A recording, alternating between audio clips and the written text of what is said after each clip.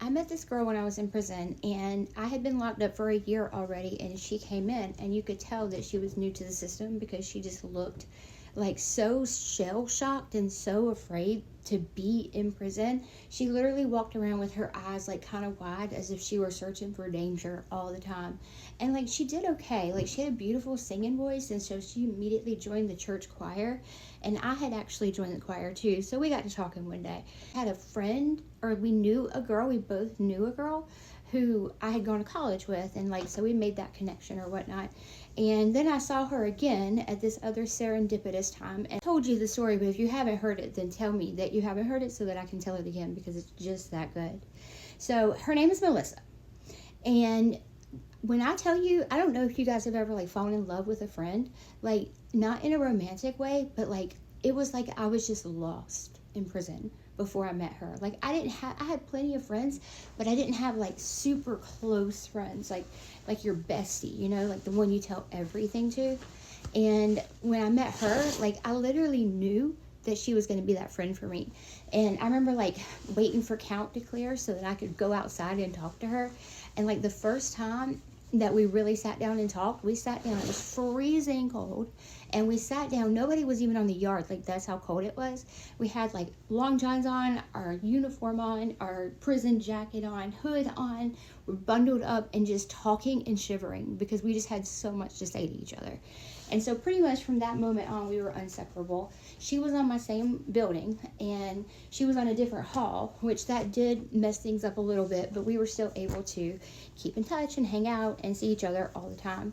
And like, if I wanted to, you weren't allowed to go down the hall that you weren't on. So if she wanted me, she would come to the top of the hall and she would go, Amanda, Amanda. But I was like a good few cubes down. Like I wouldn't have been able to hear her. But everybody would hear, and then they would pass it down. They'd be like, Amanda, Melissa's up there. Amanda, Melissa's up there.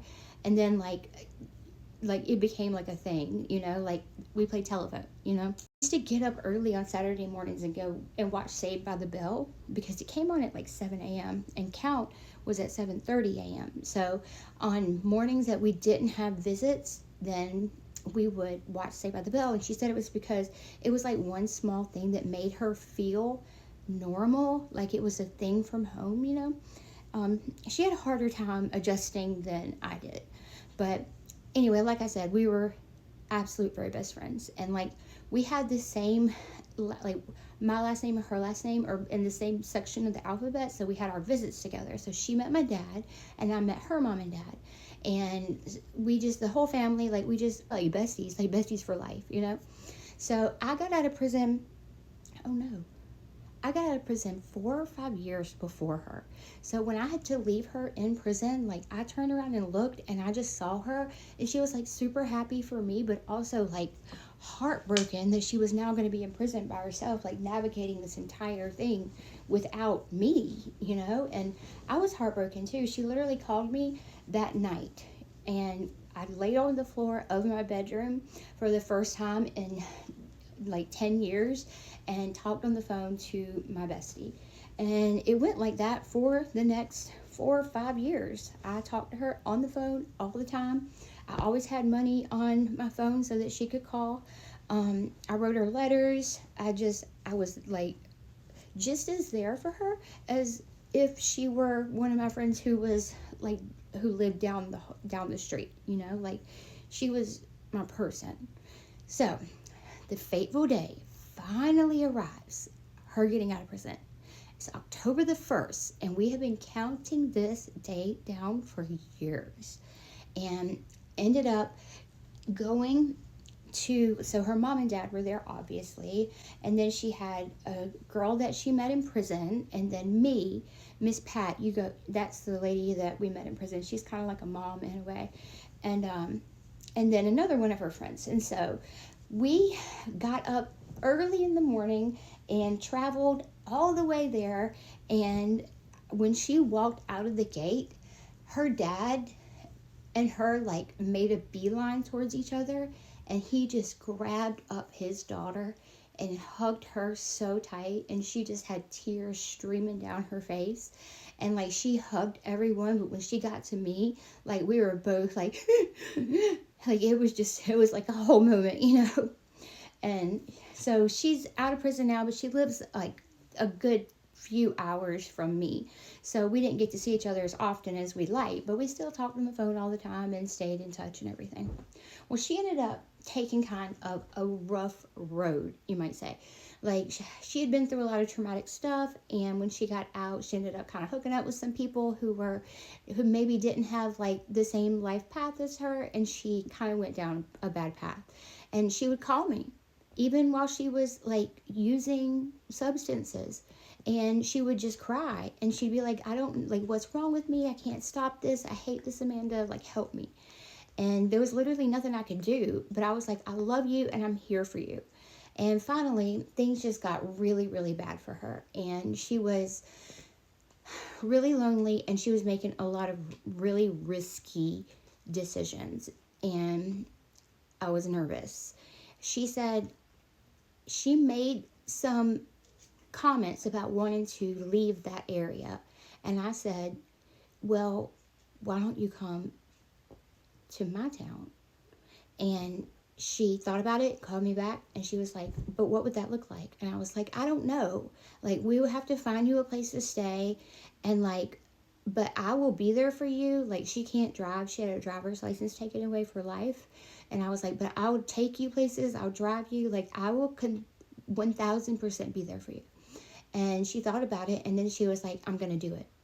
And she bought a bus ticket, and she came to my town. I picked her up from the bus station, and she was just a little shrimp. She was so skinny. She wasn't her like usual happy, bubbly, vibrant self.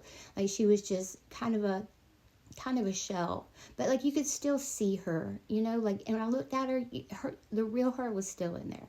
I had started helping her find a job, find a job, find a place to stay. And like every single day I would work. I was working 3 jobs at the time. And so I would get off work from one of my jobs, and I would go and pick her up and take her around. And like, we just spent so much time together. And one day I was tired, but I didn't want her to be alone. We had found her a place to stay, and like, I didn't want her to be alone. And so I called my brother, and I was like, hey, come hang out with me and Melissa. And